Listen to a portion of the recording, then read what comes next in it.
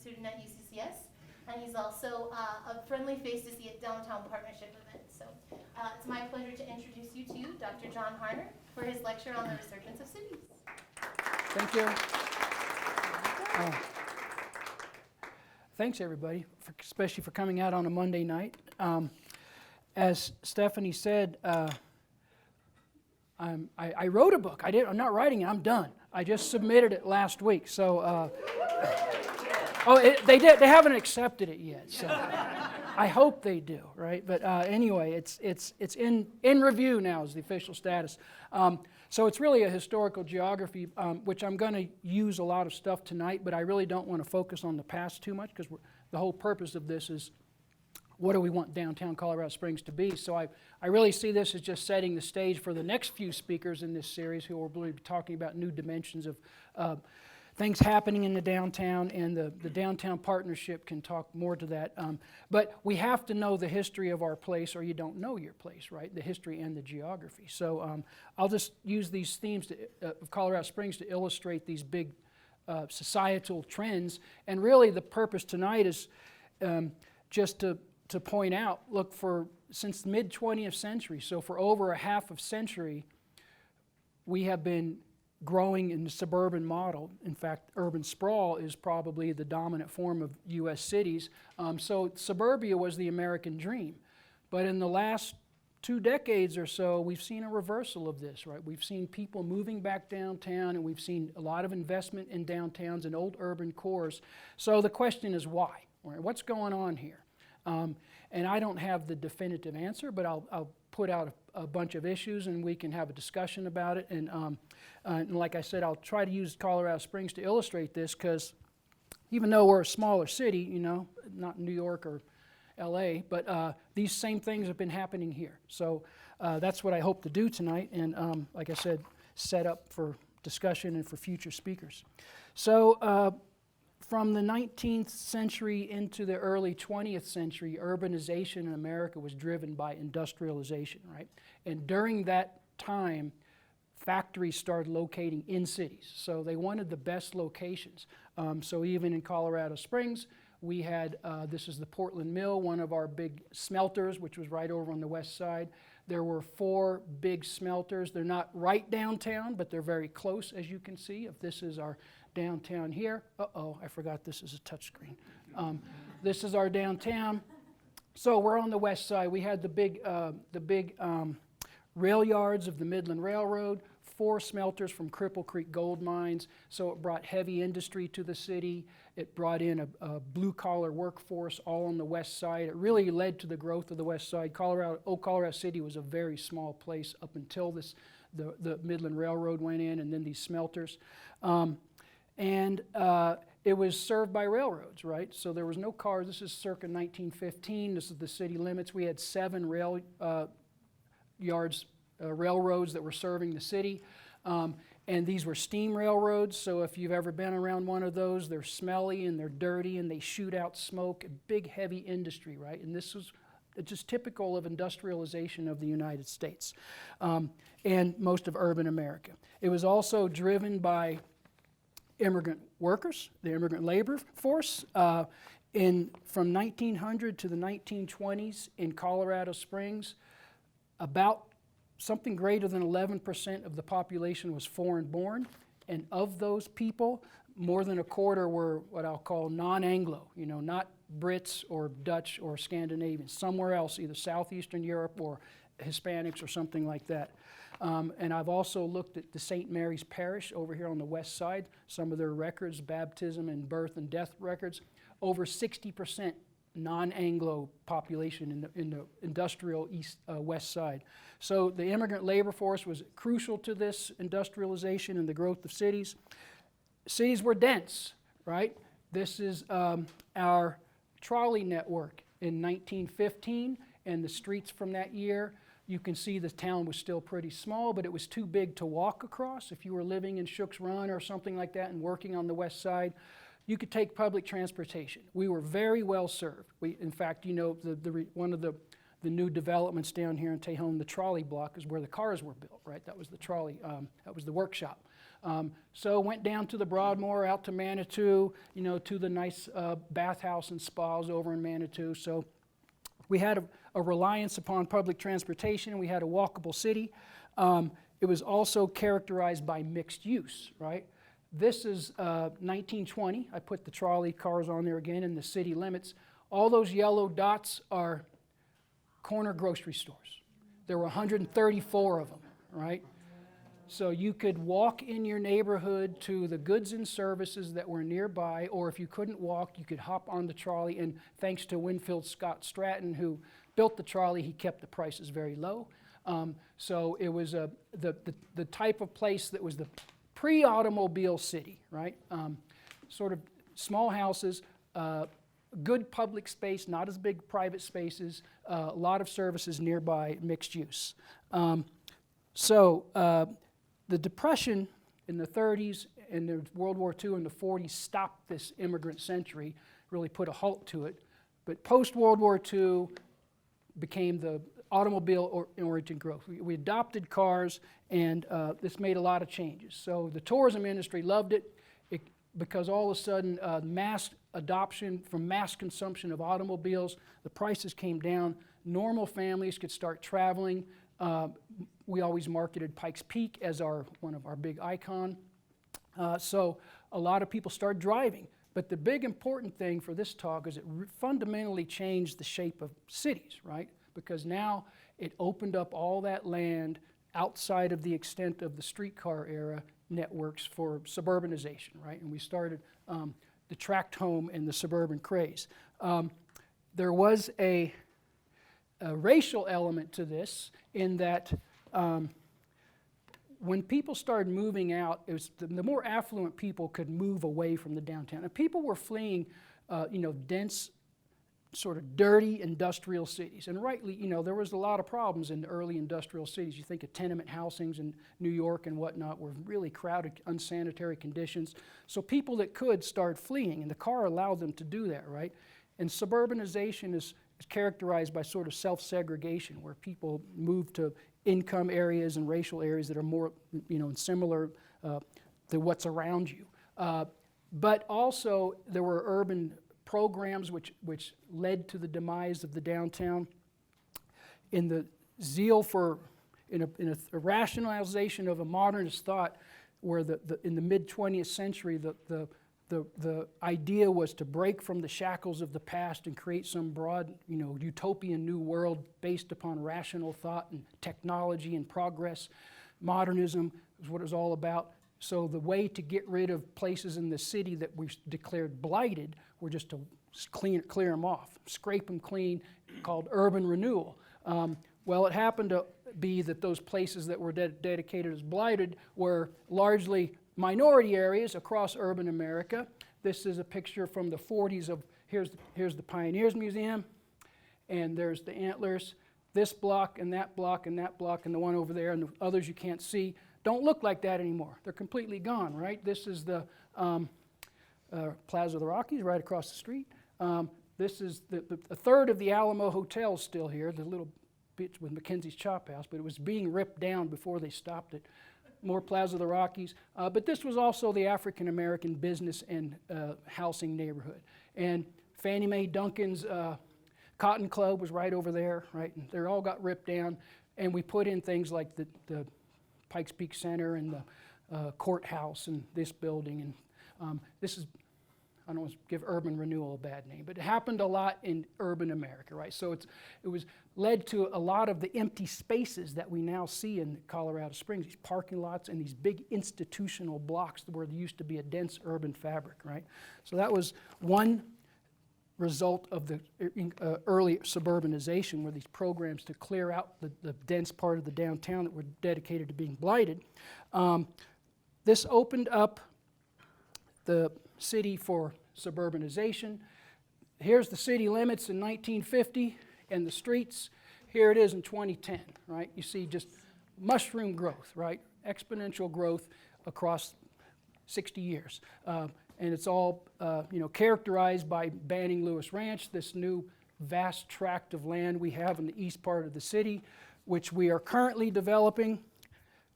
And you, as property owners are paying for the almost $1 billion Southern delivery system of water to provide water for these houses that aren't there yet, in a kind of a classic urban sprawl setting, right? It's just big suburban tract homes.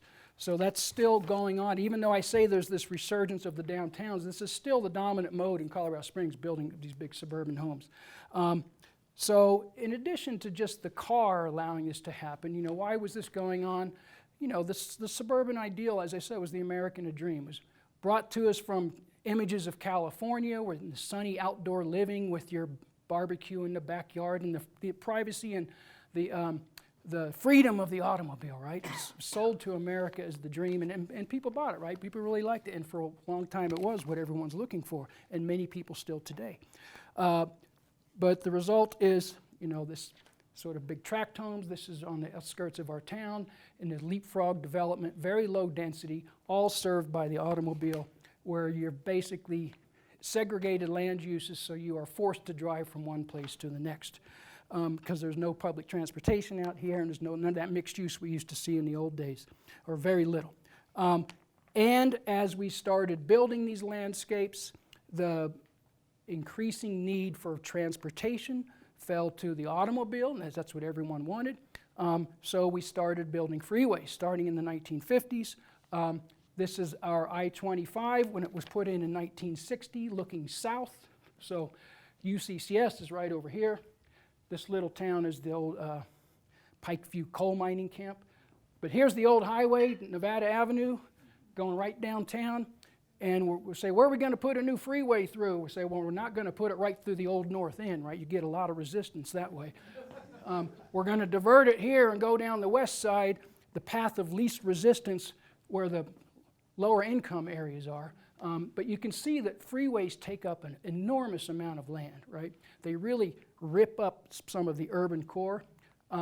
This is just from some work I did overlaying old historic maps on contemporary images.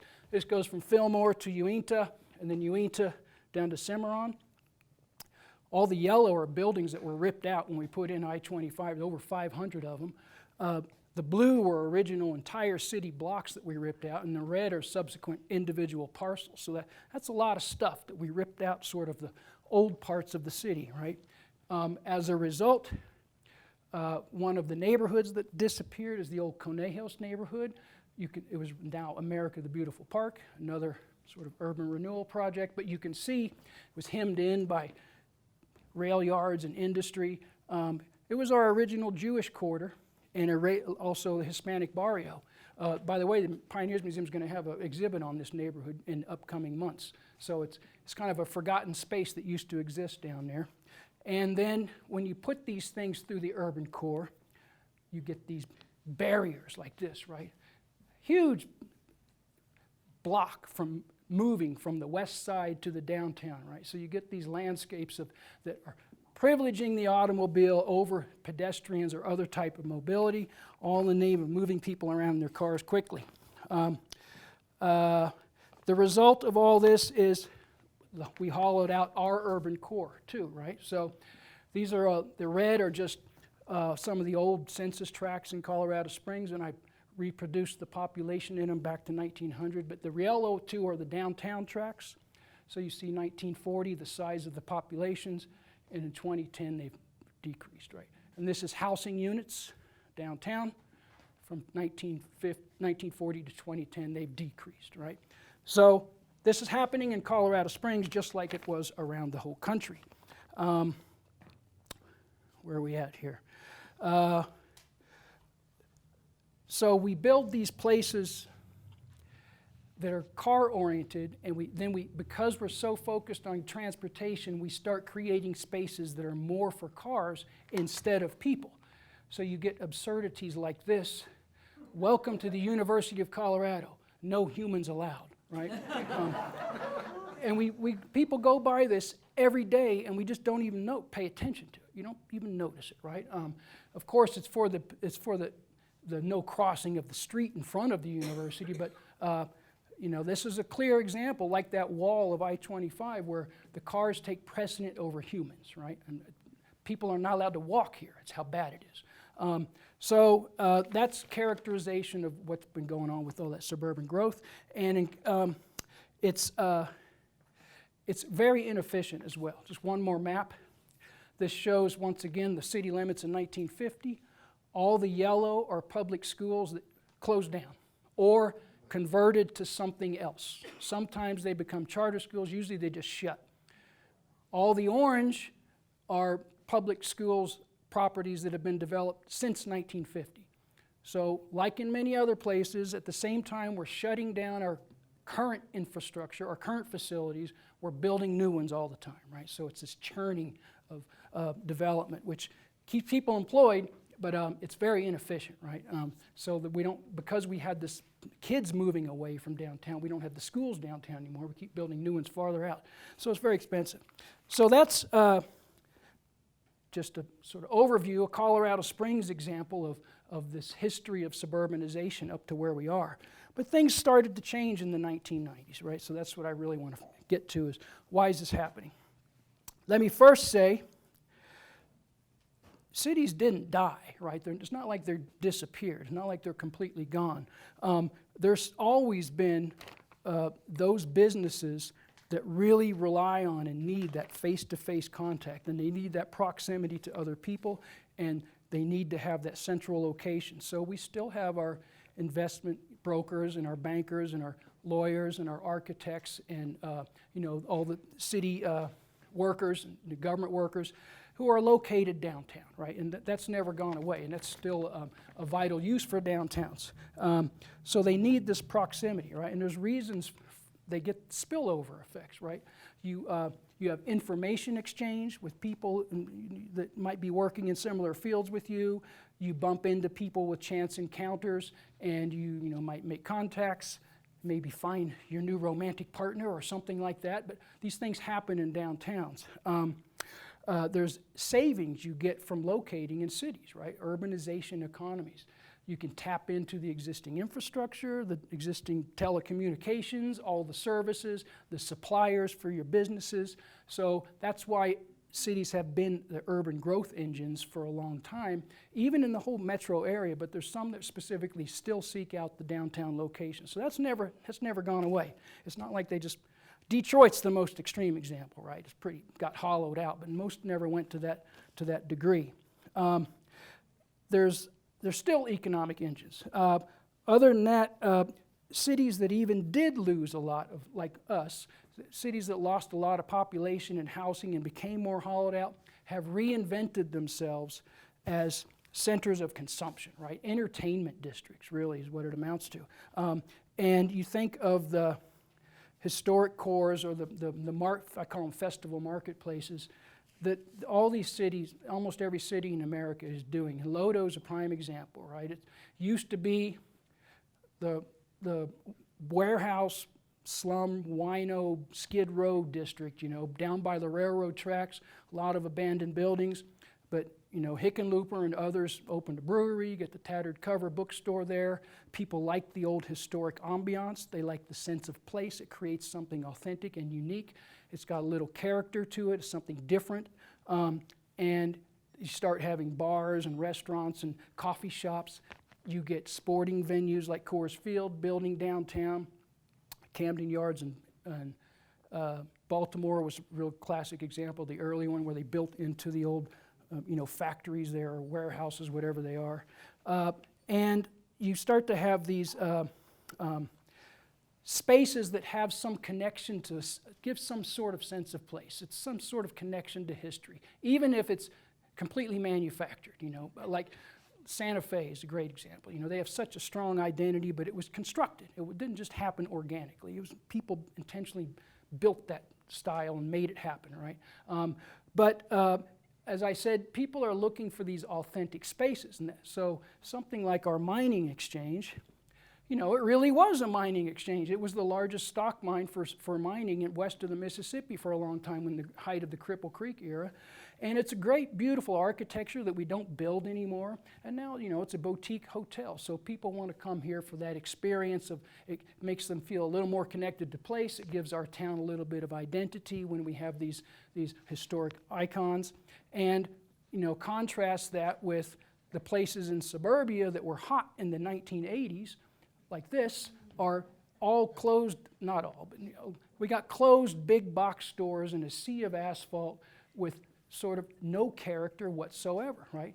Nobody wants to hang out there, I'm telling you right now, and these places were often built with designed obsolescence in mind. They know they're not going to last that long, and now they're a great burden to urban America, where we don't know what to do to retrofit these places, right? So it's this urban vibe that cities have tapped into, as downtown Colorado Springs used to be just what we call Central Place, right? It used to have, you remember anyone here in the 70s or 80s, hardware stores and sporting goods stores and your normal stuff, right? But now it's more entertainment. That stuff can't pay the rents. It goes out to other places, and you get these high-end white-collar jobs, and you get these entertainment districts, right? So that's happening around America. You just look at, Pike Street Market, or the Gaslight District in San Diego, or Penn's Landing in Philadelphia, or Inner Harbor, Baltimore. All sorts of these sort of historic places. And like I said, they can have some reality to this. Authentic is a very loaded word, but what's authentic, right? But they usually have some sort of connection to the history of the place. Like I said, in San Antonio, the Riverwalk is completely made up, right? They invented the whole thing. It's fake, but people love it, right? It's better than going to there, right? So that's one thing that happened. But I would say more importantly is a lot of changes in the demographics and cultural norms and attitudes since the 90s is what's driving a lot of this resurgence, right? We have increasing diversity, right, in America, and this is mostly in urban America as well. So that's racial diversity, household types, how different people are living together in different arrangements, same-sex couples, single-family housing, all sorts of types of people and living arrangements that break that sort of suburban norm, right? In fact, I'll show you one more historical map. We had data for the location of all African Americans in Colorado Springs from 1876 to 1905. This is great data. So this is our downtown, and you can see it's a little segregated, right? The Shooks Run neighborhood up here, where there's still a few African American churches, located in the floodplain, by the way, because they were pushed to the marginalized sites, mainly in the southeast down here along the industrial corridor of the old railroad tracks, the Santa Fe Railroad tracks, in the southwest along the Denver Rio Grande tracks. A little neighborhood up here in the Spruce Street, and then there's some boarding houses downtown. So we did have some segregated neighborhoods for African Americans in the early 20th century, but this was a vast improvement over the shanty towns and sharecropper cottages of the South and the terrorism African Americans faced in Jim Crow, right, in the South. So this was a more welcoming place. And cities with this increasing diversity provide that more welcoming place. And urban America is the place that many people can express themselves or feel more comfortable doing so. A big change also, of course, is women in the workforce. You think back in 1950 to today, enormous changes, right? So they're no longer tied to this suburban domestic house where you're sort of isolated and the male's the breadwinner, and that sort of traditional model that is minority now, right? It's not even the main thing. All of these are driving this sort of downtown resurgence in many ways. What else do I got here? Suburbs have also become what's the word? Their own success has killed them. What's the saying? You say that? I'm having a mental blank, but a victim of their own success, right? The automobile provided a lot of freedom, and people could get around, and that's why people love their cars, right? Americans especially. But now we're getting to the size in most cities where you simply cannot keep building more roads and more lanes to solve this congestion. And this book called Happy City, What Makes People Happy by Charles Montgomery, it's a great book. He cites some data, some studies that surveyed a bunch of people in America, in urban America, and said, what's the number one thing that makes you unhappy? What's your number one source of discontent in your life?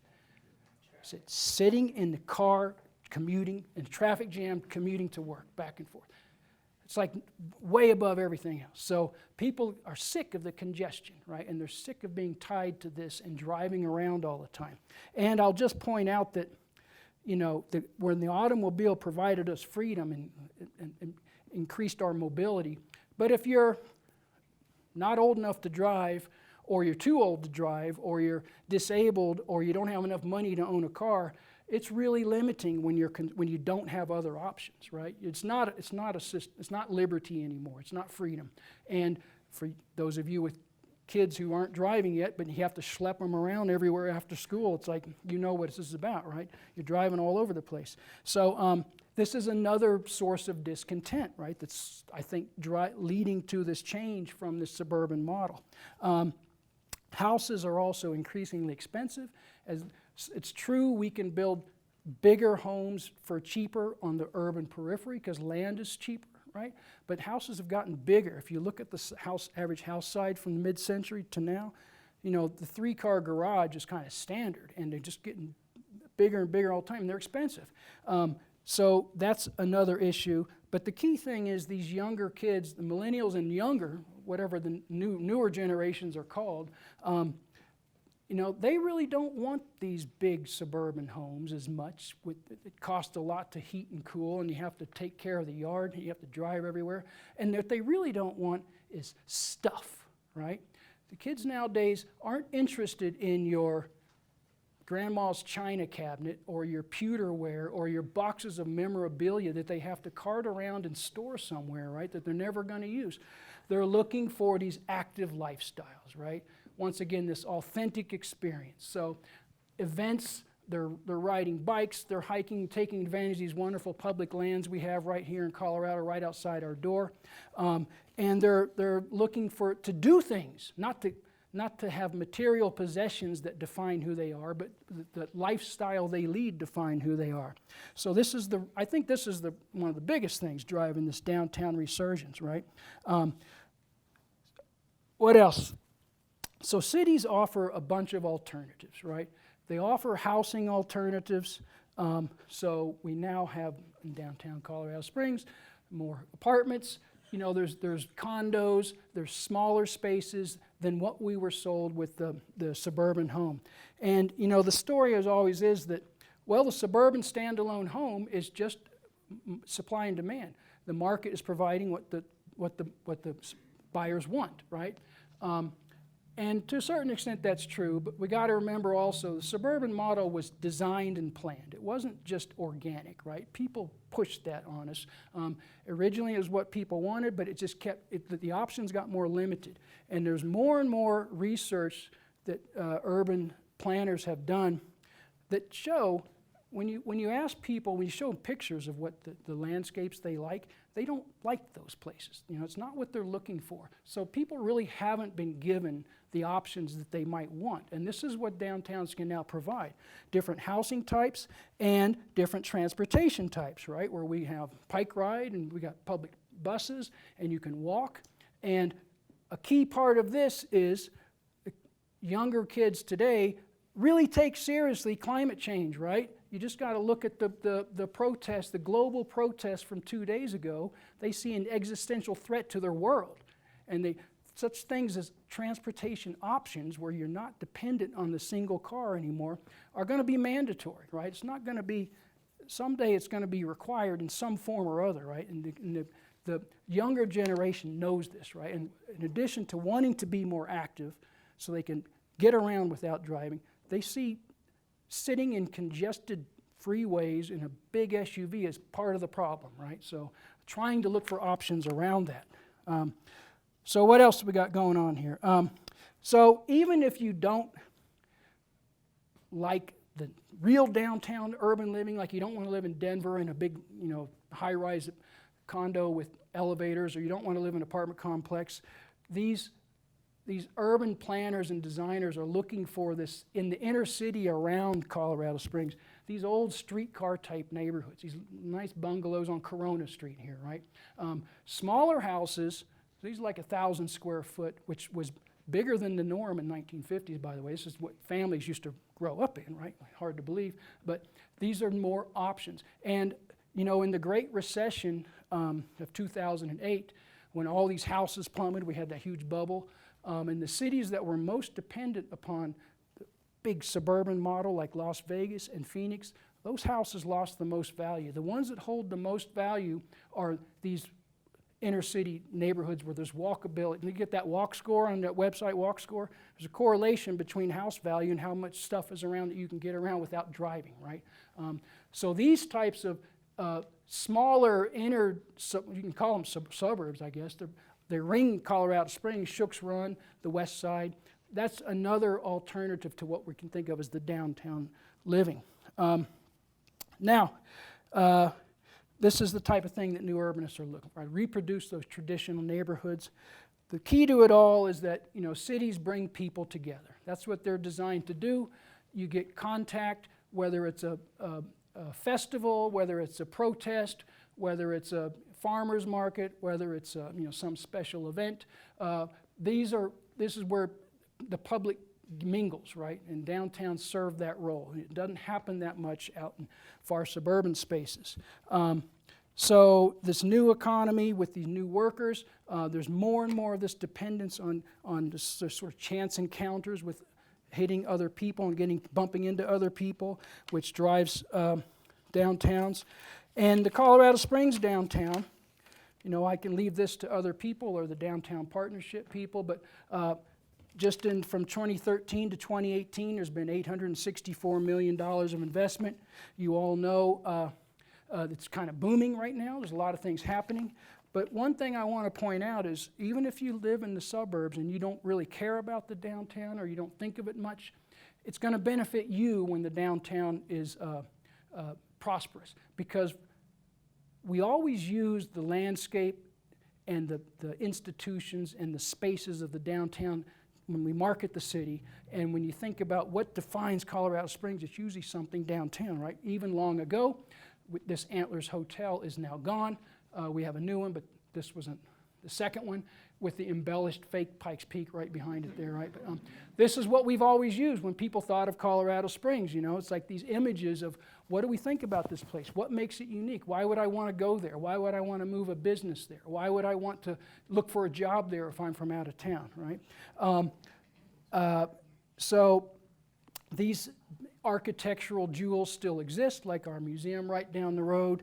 And these are the types of things which sort of set our identity. They create our sense of place, right? And it's really important that we have a good public space and good historic urban core, which defines the whole metro area, right? And it serves for tourism, it serves for attracting businesses and people and all sorts of other things. And in fact, our new brand, which is how we're marketing ourselves, is Olympic City, USA. It's no coincidence that the Olympic Museum's going right down the road here, and the Olympic headquarters is right across the street, and the Olympic Training Center's a few blocks away, accessible by bike ride or walking or a bus, right? These things are all happening downtown, right? And there's where the shapers of our brand and our identity. You know, we've always used the mountain, Pikes Peak, as our icon for marketing, and they did a clever little converting the Olympic rings into the slopes of Pikes Peak there. So this is what they're banking on, but once again, these sort of functions happen in our urban core. Not all is super rosy. There's problems, of course, when the downtowns get super successful. Just look at the expense of cities like San Francisco or Seattle, or if you want to buy a condo loft in Lodo, good luck. I hope you got a lot of money, right? So that's a problem when the prices rise too much, which leads to gentrification a lot of times, which is a double-edged sword, right? I mean, it's great when we have old, decaying, historic stock of structures that people are willing to invest in and create new capital and new diverse neighborhoods. But when people get kicked out who live there, that's a problem, right? What are you going to do with them? You can't just expect them to go somewhere else. Even if they don't get kicked out, oftentimes the land values increase so much that they can't afford to live there and can't even pay taxes. So most big cities are trying to address this. Usually takes some sort of government intervention, which is a no-no word in Colorado Springs, right? You know, the relying strictly on the private sector and the free market to provide low-income housing is a market failure because it's not very little incentive for developers to do this. So you some subsidy or some type of you know, requirement, mandate that if you build housing, you have to have a certain number of affordable units. A lot of cities do these things. I don't have the answer. This is for the urban planners and our policymakers. But it is a problem when cities start to get too successful. I will point out, though, that Colorado Springs has a lot of empty space, right? I mean, there's a lot of surface parking lots and barren things. You know, people always talk about how great open space is. I say, we got a lot of open space. We got too much open space, right? We can build a lot. We can densify downtown Colorado Springs without kicking people out of the limited number of houses we still have here, like in this Mill Street neighborhood.